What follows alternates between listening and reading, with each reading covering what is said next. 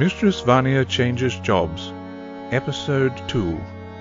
You can't just blame the internet for everything, said Amanda, sitting on the corner of her boss's desk. Her boss was newspaper editor Horace Pratt. The Hanoverian cast of his face made him look like a ghostly visage from the 19th century. His waistcoat and red suspenders placed him firmly in his glory days of the 1980s. He smelt of coffee and cigarettes. Amanda Frost was in her 40s, with shoulder-length red hair. She dressed down, apart from her glasses, with the expensive Italian frames. In her mind, a preoccupation with fashion had no place in the life of a serious print journalist, whose occupation was now steeped into her bones. She had always said, "I'm not pretty enough for the television gigs." This was just as well, since no one was knocking on her door asking her to present the nightly news. Indeed, today was not about job offers, quite the reverse, since it was the sudden lack of a job that occupied her mind. "As you are well aware," boomed Horace, shifting his overweight body in his high-backed executive chair, "I have asked for the internet to be turned off. It was a fine experiment while it lasted, but the jury's in. It hasn't worked, so we're turning it off, and we're going back to printing the news on dead trees. A much better system." "That's very good of you, Horace," said Amanda, managing a smile, "but no one's listening." "No, they're not," said Horace, turning serious again. "I'm a good deal older than you, but we've both been lumped into the pre-digital generation. We both know what it's like to write copy and have it end up printed on a physical paper at the newsstand. Every night we'd put the paper to bed, and in the morning Joe Average would be reading it on the train or over his breakfast cereal. Now it's 24-hour news cycles, turnaround time in minutes. We just blast copy onto the internet. Factual inconsistencies and typing errors be damned." "These cutbacks are insane," complained Amanda, pacing in front of Horace's cluttered desk. "Linda can't do the work of two people. She's only been here 18 months. She's smart, and she works hard, but she just doesn't have the experience. Where's the sense in downsizing us and leaving the teenagers?" "Linda is cheap," said Horace, drawing out the words. "The all-powerful one in the Armani suit and the red fingernails, Miss Jones, is going to make this paper profitable, even if it turns into a jumped-up website that's stuffed to the gills with wire service news stories about minor celebrities. It may as well sink without a trace, spewing puff pieces about our advertisers and cannibalizing blogs from basement-dwelling influencers." "I'm glad you're here to cheer me up," said Amanda sarcastically. "Part of me thinks there's still hope," said Horace. "But it's a very small part of me, and it's shrinking. They want to wind down the print edition and slowly transition our readers onto the digital platform. They're not wrong. I can't walk down the street 10 seconds without running into some gormless idiot with his nose in a smartphone, the most ironically named invention in the history of man. The readers have already moved. That's why our circulation figures stink, and we've lost most of our advertising. In the meantime, as the ship sinks, they cut costs, consolidate the editorial staff, cut the number of journalists, start charging subscription fees for the web edition of the paper, don't rely entirely on advertising." "It's a race to the bottom," complained Amanda. "If they don't have journalists out on the street nosing round, looking for stories, then what do they have to print? Twitter feeds, lifted blogs, and syndicated fluff from overseas?" "People want 60 seconds of news on their phone," said Horace. "It's a video montage." "You write beautifully. Anyone who wants a long, thoughtful, investigative piece could do no better than to hire you. But no one is reading it. The readership has either died of old age or just given up and turned to reality TV for mind-numbing comfort." "When the government and corporate interests have enslaved them all," said Amanda, tying her hair back with a piece of elastic, "they'll finally understand why a free press is so important, but by then it'll be too late." "Save your speeches for when you win the Pulitzer Prize," said Horace. "That's not what I called you in here for. I have good news and very good news. Which do you want first?" "I have to choose," said Amanda. "You've got me. I'll have to flip a coin." Amanda pretended to flip a coin, and Horace humoured her. "Which is it?" asked Horace. "Tell me the good news first," said Amanda. her downcast attitude leaving her at the prospect of good news. "In the tradition of all great newspaper editors," began Horace, leaning back in his chair, "of which I am one, there should always be a backup plan. As of tomorrow I will officially be the new editor of the Hauptschrift Standard, among other newly reconstructed publications." "You've only been unemployed for 25 minutes," said Amanda. "Well, that's good news for you, especially at your age. Older men find it very hard to find work after being downsized. If you see me on the street corner with my 'Will write for food' sign, you might remember the good times and put some folding money in my cup." "It shouldn't come to that," said Horace sagely. "The Hauptschrift Standard needs a beat journalist.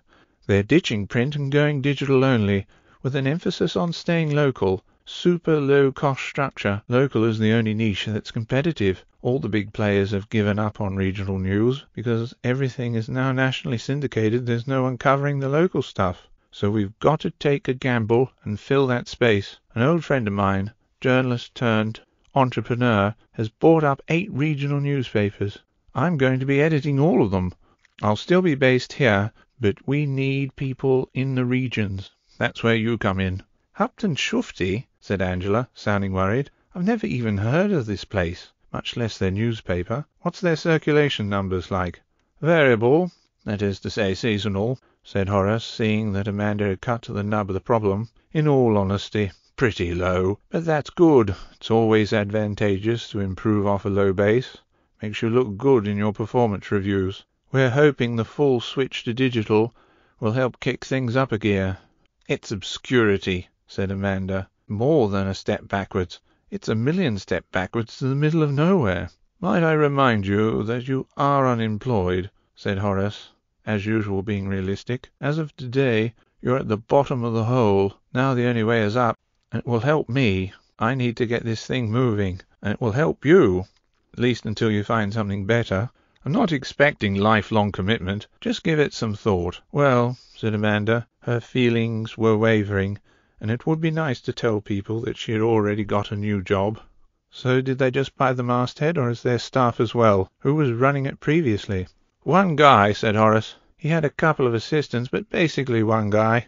I would best describe him as a local homosexual who left, made money in the tech boom, and then returned home with dreams of creating a local media empire. He mostly used the paper to create a personality cult around himself. That was his aim, anyway. In practice, it was a one-man gossip magazine with some muckraking on the side. 2 years ago, we went down there to see if he would sell. Turned out to be a waste of time. He wanted too much. We walked away from the deal. We only had one meeting. He had some weird stuff happening in his office, like a urinal behind his desk. Not behind a screen or anything, it was just there. And it wasn't the kind of artistic statement. It was plumbed in and working. Halfway through the meeting he got up and took a leak. Like I said, very strange guy." "Sounds wonderful," said Amanda with a sigh. "It's not as bad as it sounds," said Horace. "There was something approaching journalism happening from time to time.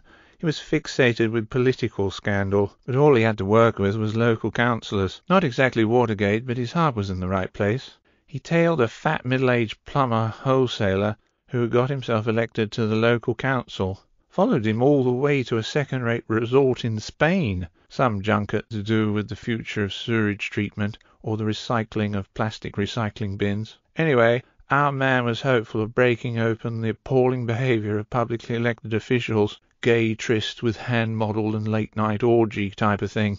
Woodward and Bernstein eat your hearts out," said Amanda, trying to look interested. "He followed this guy relentlessly," said Horace. "All he managed to prove was that the councillor had a one-night stand with a waitress that he had met in a tapas bar. Like a man who had fished all day and only caught a crab, he made the most of the story. He wrote it up and published every salacious detail, but it was thin pickings. Apparently he had ordered room service for both of them. Expense account fraud was the justification for the story, but in the end it was more about the waitress having not shaved her legs or armpits. He called it a hair-suit fetish. He was that kind of journalist, really." "We need more stories about armpits," mused Amanda. "It would have been more interesting if he had actually caught crabs. I hear lice have their own animal rights group now, so I'm going to be working for this nut job. No thanks." "No, no, no," said Horace. "You've got the wrong end of the stick. My friend bought the paper from this guy's estate. He was killed in a freak accident, bisected when his convertible MG hit a cow, just as he crested a hill in fourth gear." "Nice," said Amanda, sitting down. "I hope the cow was all right. Never been a big fan of convertibles, so if not him, who will I be working for?" "Yourself," said Horace. "That is to say, unsupervised. Out there you're it. You run things the way you want to run them, and all I ask is that you send me regular copy, no matter how dull, just as long as it's local. Back here I'll stir it in with advertising and other stuff from the content management system that they bought from a software company based in Romania." "I'm not sure, Horace," said Amanda, checking her phone for messages. "I've kind of got a life here. You know, life outside of work is looking pretty established these days." She sounded so convincing she almost fooled herself. "Garbage," said Horace knowingly. "Your apartment lease is about due to expire. You're single. You could fit everything you own in the trunk of your car. Don't take this the wrong way, but there are nomadic tribes that are more settled than you. Just try it, for a month. If you don't like it, well, I can tell you to go to hell," suggested Amanda, smiling. "You do that already," said Horace. "Just say yes. We're both on the media scrap heap to varying degrees. At least this lets us keep some of our dignity as we trail out of here with our cardboard box of crap and our coffee cups." "Okay," said Amanda finally. "But remember, it's me that's doing you a favour. No one in their right mind would go to the middle of nowhere and write stories about dog shows and municipal meetings."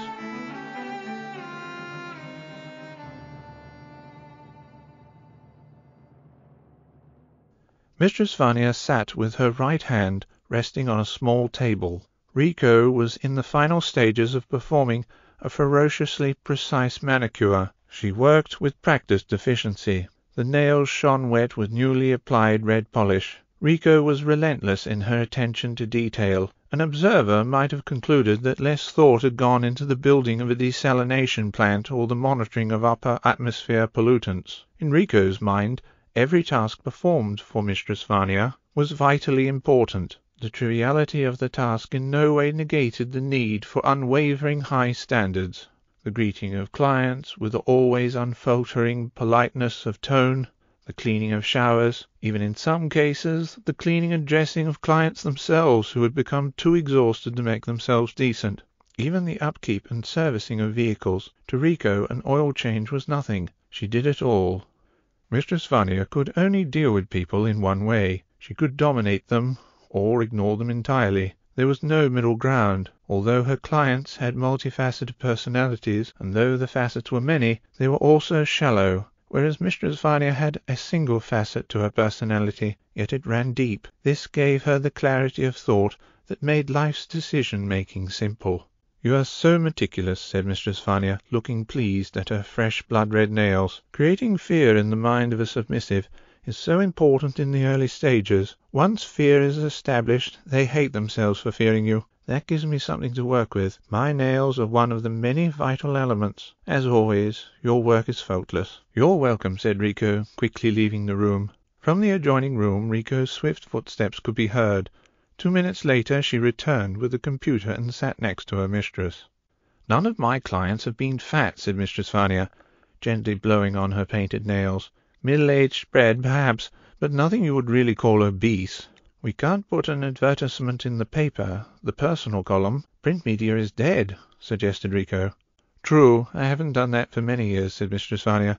"Besides, my clientele is by referral these days. You can't just let anyone walk in off the street. We're not going to get fat people that way. If we find a fat person, we'll have to imprison them until the job is done.